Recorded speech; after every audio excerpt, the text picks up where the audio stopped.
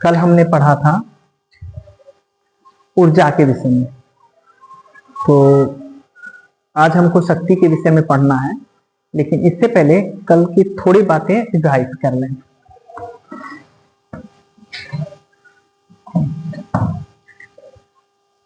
तो हमारे पास था कि दो तरह की, एक थी गतिज ऊर्जा, गतिज ऊर्जा, ठीक है। ये आपका था के इक्वल टू हाफ mv², ये फार्मूला था हमारे पास कल गतिज ऊर्जा। इसमें गतिज ऊर्जा जो है दो चीजों पर निर्भर करती है, एक द्रव्यमान पर, एक उसके वेलोसिटी मतलब वेग पर। दोनों में से किसी क्वांटिटी यदि बढ़ा दी जाए तो गतिज ऊर्जा भी बढ़ जाएगी। जैसे मान लीजिए कि हम किसी द्रव्यमान को अगर बढ़ा दें, किसी की द्रव्यमान को अगर बढ़ा दी जाए किस वस्तु की, तो उसकी गतिज ऊर्जा भी बढ़ जाएगी। इस सूत्रानुसार द्रव्यमान घटा दिया जाए तो भी उसकी गतिज ऊर्जा घट जाएगी। यदि वेग को बढ़ा दिया जाए तो भी उसकी गतिज ऊर्जा बढ़ जाएगी, और यदि वेग को घटा दिया जाए तो भी गतिज ऊर्जा बढ़ जाएगी। एज ए रिजल्ट मान लीजिए इस चौक से हम किसी चीज को हिट करते हैं, ठीक है ना, एक पेपर ऑफ शीट हिट करते हैं, ठीक है। ये शीट ऑफ, मान लीजिए एक पेपर है या फिर एक कोई भी एक बुक लें या पेपर लें, इसको हिट करते हैं। ये एक मान लीजिए पेपर है और इसमें हमने हिट करने की कोशिश की चौक से, थोड़ा सिरा नुकीला कर लिया और हिट किया, फिर भी ये चौक इसको छेद नहीं करता है। लेकिन इस चौक को यदि बुलेट की स्पीड से हिट करवाया जाता है तो ये इसमें छेद कर देगा। क्यों? स्पीड बढ़ने से इसकी क्या होगी, काइनेटिक एनर्जी बढ़ गई, गतिज ऊर्जा बढ़ गई, अर्थात कार्य करने की क्षमता बढ़ गई। तो ये ज्यादा कार्य कर पाएगा यदि इनमें से किसी भी एक क्वांटिटी को आप बढ़ा देंगे तो उसके कार्य करने की क्षमता बढ़ जाएगी, अर्थात गतिज ऊर्जा बढ़ जाएगी। ये दो क्वांटिटी पर डिपेंड करता है, एक द्रव्यमान पर, दूसरा वेग पर। दोनों में से किसी राशि को यदि आप बढ़ाते हैं तो गतिज ऊर्जा बढ़ जाती है। अब थोड़ा आगे देखें, दूसरी बात हमने और भी पढ़ी थी स्थितिज ऊर्जा के बारे में। एक स्थितिज ऊर्जा U बराबर हमने निकाला था mgh, राइट। ये तीन राशियां हैं, इसमें द्रव्यमान है, गुरुत्वीय त्वरण है और हाइट है। इनमें से तीनों में से किसी चीज को आप यदि बढ़ाते हैं या घटाते हैं, उसके अनुसार इसका मान बढ़ता है या घटता है। द्रव्यमान आप बढ़ा कर देंगे तो भी स्थितिज ऊर्जा बढ़ जाएगी। एज ए रिजल्ट हम जब बताते हैं स्थितिज ऊर्जा, उसमें संचित ऊर्जा उसकी विशेष स्थिति के कारण ऊर्जा है, वो है, मान लीजिए एक पहाड़ पर पत्थर रखा हुआ है और एक नीचे पत्थर रखा हुआ है, दोनों लुढ़कना शुरू किया और बगल में आपकी बाइक खड़ी है। नीचे तो लुढ़कता हुआ पत्थर है, उसने टक्कर मारी आपके बाइक को तो थोड़ा डैमेज होगा, लेकिन जो ऊपर से लुढ़कता हुआ पहाड़ से पत्थर है उसने आपको, आपके बाइक पे टक्कर मारी, डैमेज ज्यादा होगा। तो उसकी कार्य करने की क्षमता ज्यादा है, हाइट ज्यादा होगी, कार्य करने की क्षमता ज्यादा है। द्रव्यमान की बात करें, एक छोटा सा पत्थर लगा, डैमेज कम हुआ, बड़ा पत्थर लगा, उतनी ही स्पीड, डैमेज ज्यादा होगा। तो द्रव्यमान ज्यादा है क्योंकि उसमें कार्य करने की क्षमता ज्यादा है। द्रव्यमान संचित है, रुका हुआ है, बाद में चलना शुरू किया, गतिज ऊर्जा। ये देखिए यहां है mgh। अब हाइट के संदर्भ में एक बात करते हैं, एक व्यक्ति को किसी टावर के ऊपर खड़ा कर दिया जाए, मान लीजिए एक व्यक्ति को हमने किसी टावर के ऊपर खड़ा किया है, दूसरे व्यक्ति को किसी घर के छत के ऊपर खड़ा कर देते हैं, तीसरे व्यक्ति को जमीन पर खड़ा कर देते हैं और चौथे व्यक्ति को हम नीचे लेटा देते हैं, इस तरह से।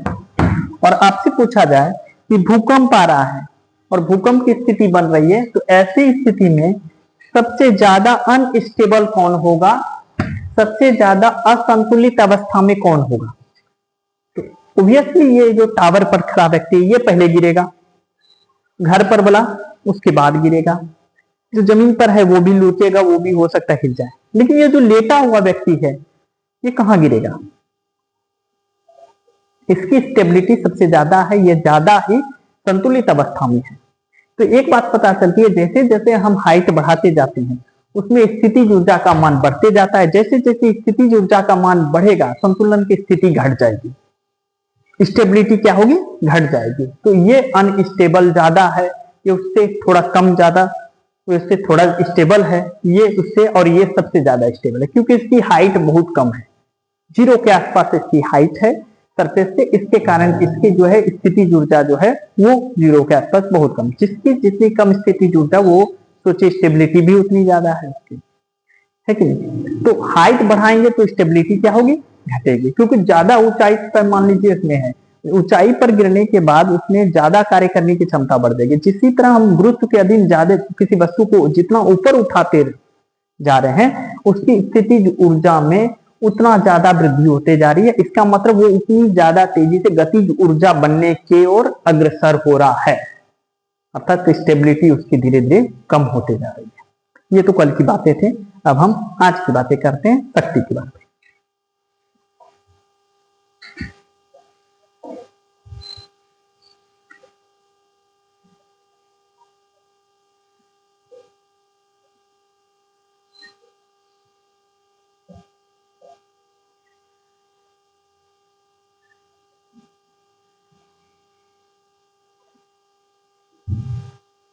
देखें, शक्ति अथवा सामर्थ्य, इसको पावर इंग्लिश में कहते हैं। तो कुछ परिभाषाएं मैंने लिखी हुई हैं अलग अलग तरीके से। पहला है, एकांक समय में कार्य करने की क्षमता को शक्ति अथवा सामर्थ्य कहा जाता है। शक्ति अथवा सामर्थ्य वास्तव में ऊर्जा ही है, लेकिन ये ऊर्जा यूनिट टाइम इंटरवल में वर्क करता है। अर्थात यूं बोले कि एकांक समय में जो ऊर्जा लग रही है वो आपकी शक्ति है या आपका सामर्थ्य है। तो हमने लिखा एकांक समय में कार्य करने की क्षमता को शक्ति अथवा सामर्थ्य कहा जाता है। कार्य करने की क्षमता मतलब ऊर्जा, एकांक समय जो ऊर्जा व्यय हो रही है, जो शक्ति लग रही है, वो आपका मतलब उसे हम शक्ति कहेंगे। दूसरी भाषा में बोले तो किसी मशीन अथवा कर्ता के कार्य करने की दर को सामर्थ्य कहते हैं। किस रेट से वो वर्क कर रहा है, स्पीड से कर रहा है, स्लो कर रहा है, उसकी जो रेट है, एकांक समय में उसका जो कार्य करने की क्षमता हो रही है वो हम वास्तव में यहाँ भी नाप रहे हैं, तो ये सामर्थ्य कहलाएगा। तीसरी परिभाषा है, एकांक समय में किया गया कार्य सामर्थ्य के बराबर होता है। एकांक समय में जो कार्य कर रहे हैं वही क्या हो रहा है, सामर्थ्य के बराबर हो रहा है। एकांक समय में किया गया कार्य क्या होता है, सामर्थ्य, क्योंकि ऊर्जा की माप भी किससे होती है, कार्य, ऊर्जा बराबर कार्य करने की क्षमता, और ये क्षमता यदि एकांक समय में लग रही हो तो हम उसको क्या कहेंगे, शक्ति। दूसरा नाम जब क्या रखें, शक्ति। इसलिए हमने चौथी परिभाषा लिखा, ऊर्जा रूपांतरण की समय दर को क्या कहते हैं, शक्ति कहते हैं। एनर्जी चेंज हो रहा है उसकी जो दर है वो क्या कहलाएगी, शक्ति। तो ये सारी परिभाषाएं शक्ति को इंडिकेट करती है। अब इसके सूत्र की ओर यदि कहें तो शक्ति बराबर होता है कार्य बटा समय, work by time, power equal to work by time. तो यदि t समय में W कार्य हो तो P बराबर W बाय T। इसको P एवरेज भी बोलते हैं, पावर एवरेज, एवरेज पावर हम देखते हैं ए भी लिखते हैं W बाय T।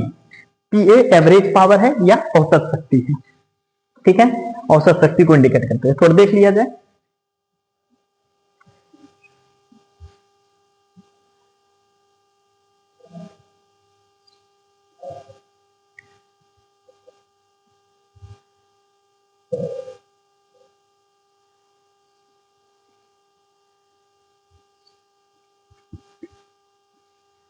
अब देखिए, वो 11th के लिए भी है और 9th वाले, यहाँ 11th का थोड़ा ज्यादा है। तात्क्षणिक शक्ति, देखिए तात्क्षणिक शक्ति क्या हो, इंस्टेंटेनियस, इसको कहा जाता है इंस्टेंटेनियस पावर है।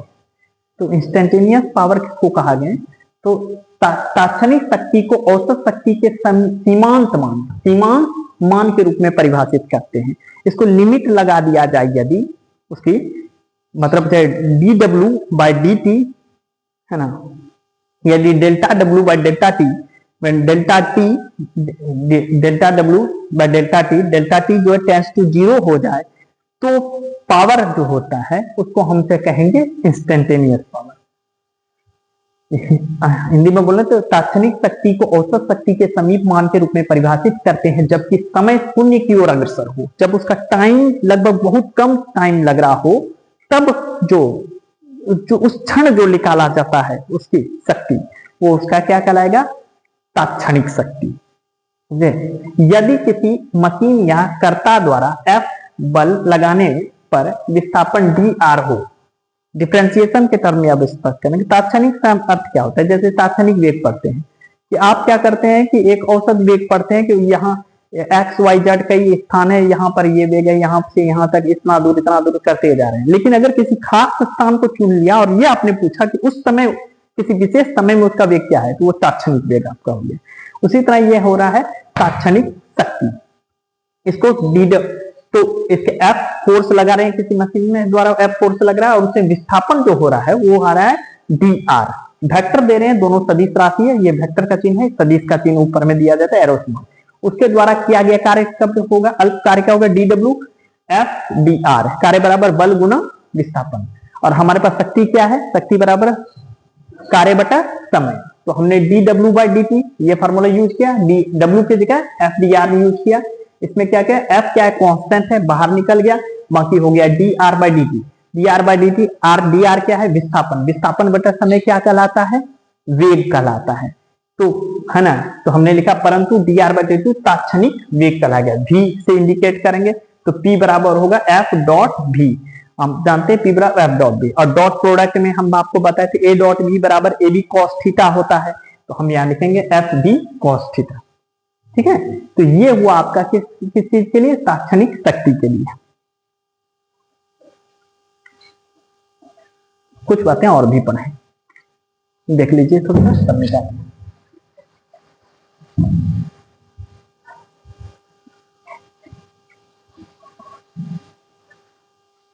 देख लिया जाए।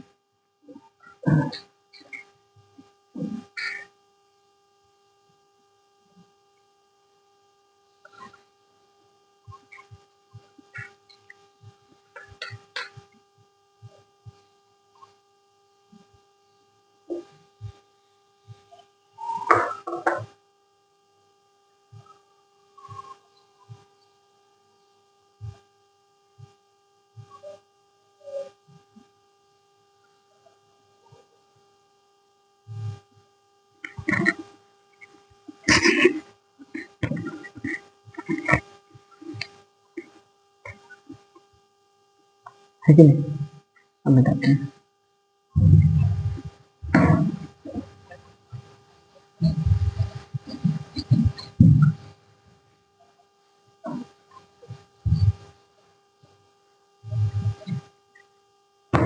हमारे पास फॉर्मूला बना P equal to, last formula हमने अभी लिखा हुआ है, P equal to F dot V या एफ बी कॉस थीटा। यदि V सॉरी F तथा वेक्टर V एक ही दिशा में हो,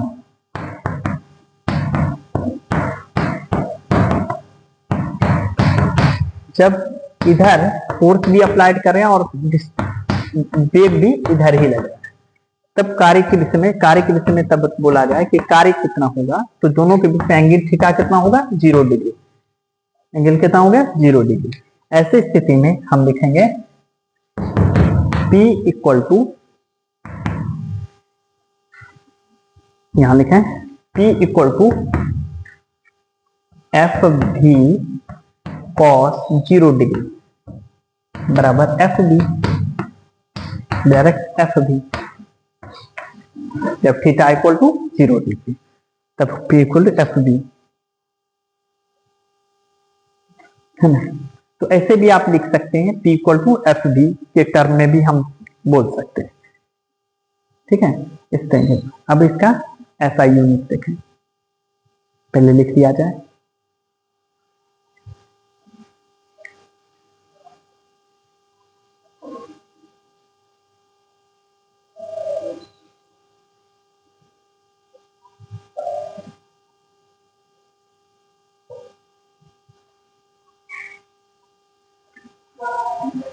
शक्ति का एसआई मात्रक चलो देखते हैं, ठीक है। तो शक्ति का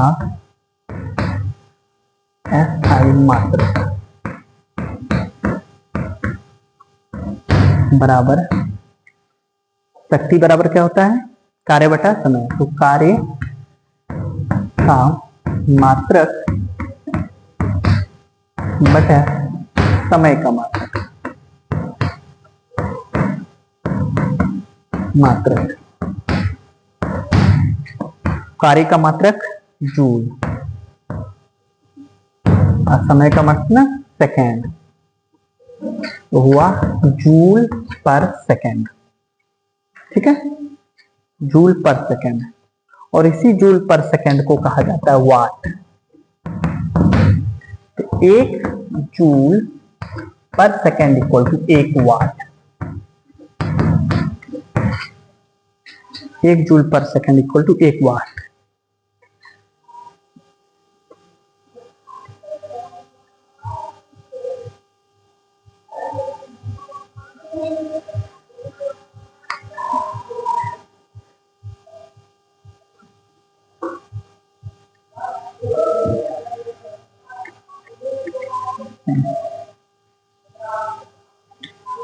बड़े मात्रक क्या होंगे इसके, बड़े मात्रक का होगा मेगावाट, मेगावाट,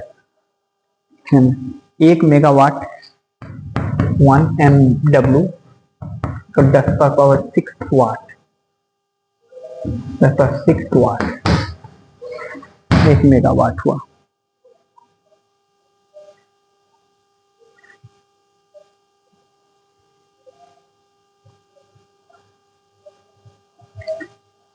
ठीक है,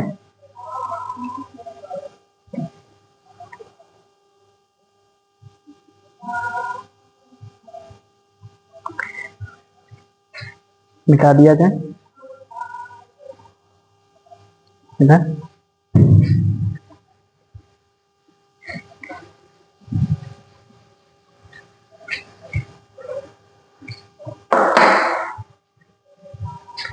इंजीनियरिंग मास्टर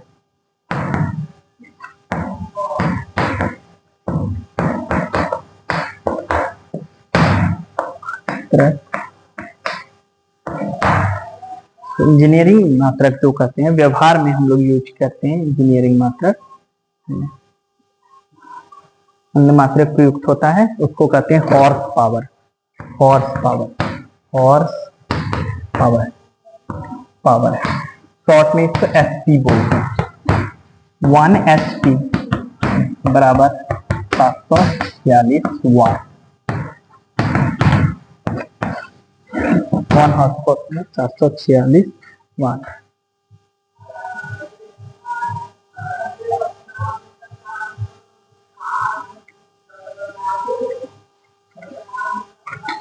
ठीक है,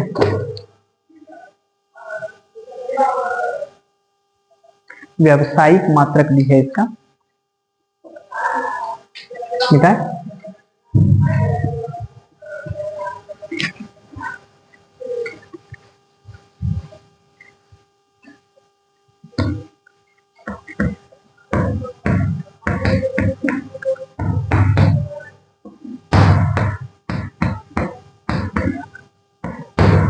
व्यावसायिक मात्रक,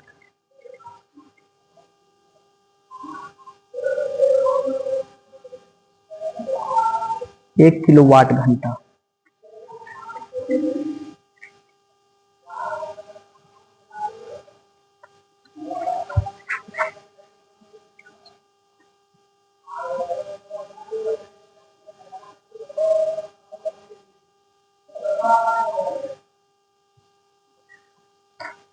व्यावसायिक मात्रक। अब इसको ऊर्जा का, सॉरी ऊर्जा का व्यावसायिक मात्रक, ऊर्जा का व्यावसायिक मात्रक किसके आधार पर, शक्ति के आधार पर। अब ऊर्जा का व्यावसायिक मात्रक भी देख सकते हैं, 1 kilowatt hour, 1 kilowatt hour, 1 kilowatt hour मतलब 1 kg इंटू वाट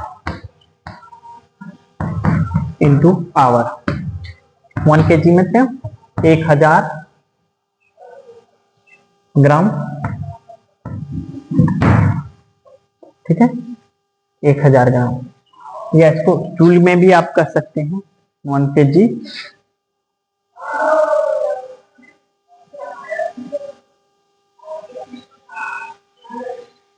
तो 1000 ग्राम वाट गुना 1 वाट गुना 3600 सेकेंड, ठीक है नहीं। तो इनको गुना कर दें तो हो जाएगा 36 पर 005 हो गया, गुना वाट ग्राम सेकेंड, ये सब हुआ वाट ग्राम सेकेंड। वाट जूल पर सेकेंड अगर सब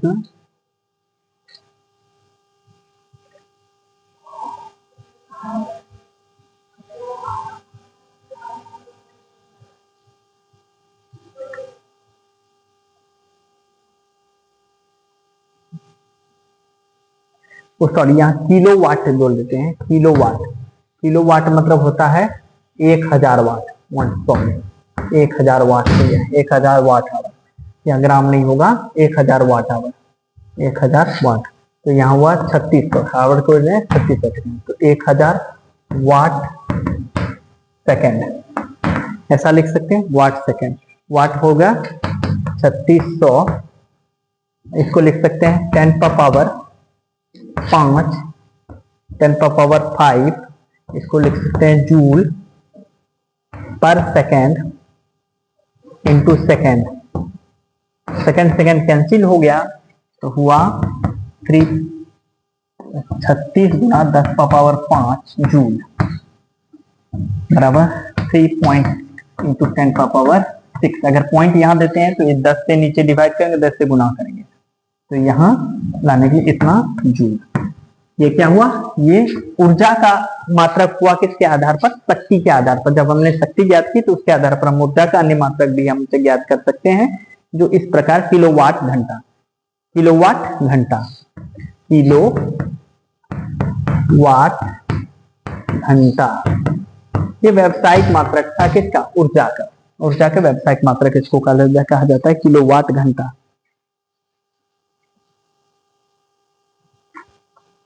ठीक है, देखना थोड़ा सा।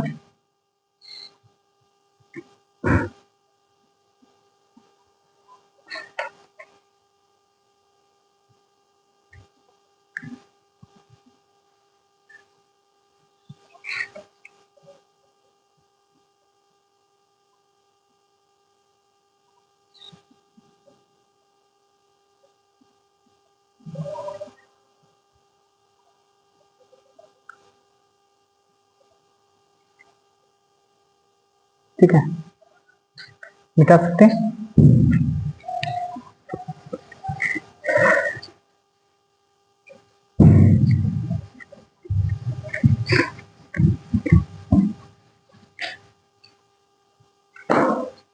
शक्ति का EGF मात्रक हम कर दें अगर, बराबर कार्य का EGF मात्रक बटा समय का CGS सेंटीमीटर ग्राम सेकेंड मात्रक। तो कार्य का मात्रक होता है CGS मात्रक अर्ग, और इसका होता है 1 सेकेंड। हम लिख सकते हैं अर्ग पर सेकेंड। तो ये CGS मात्रक हो गया। डायमेंशन ऑफ पावर, शक्ति की विमा निकालते हैं, ठीक है ना। शक्ति की विमा, तो शक्ति का फॉर्मूला होता है कार्य बटा समय। तो कार्य की विमा बटे समय की विमा,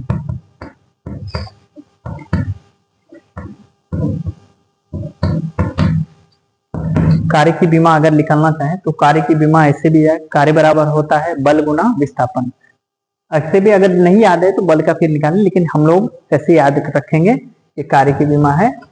ऐसे नहीं याद रहता है तो हम लोगों को बेसिक फार्मूला कैलकुलेट करके फिर उसके बाद निकालते रहते हैं। जैसे बल बराबर होगा द्रव्यमान गुना त्वरण, फिर त्वरण बराबर होगा वेग बटा समय, उसे करके निकाल के फिर उसके बाद करके ऐसे हम डायरेक्ट लिखेंगे M L square T minus two. ये कार्य के लिए यूज होता है विमीय सूत्र, और समय के लिए टी यूज होता है। ये ऊपर गया तो हमारे पास हो जाएगा M L square T minus three.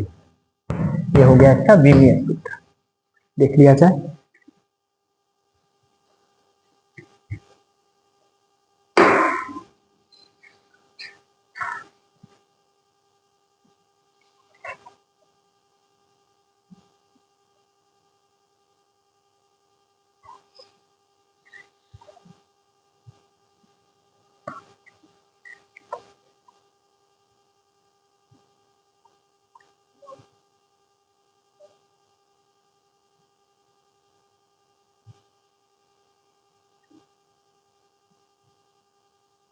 ये क्या है, ये एक अदिश राशि है। क्या है? शक्ति क्या है? एक अदिश राशि है। शक्ति क्या है? शक्ति एक, लिख लेंगे, शक्ति एक अदिश राशि।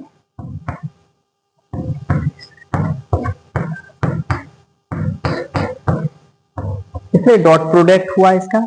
बल सदिश राशि है, वेग भी सदिश राशि है, लेकिन दोनों का गुणनफल क्या है? शक्ति एक अदिश राशि है। ठीक है, आज इतना ही।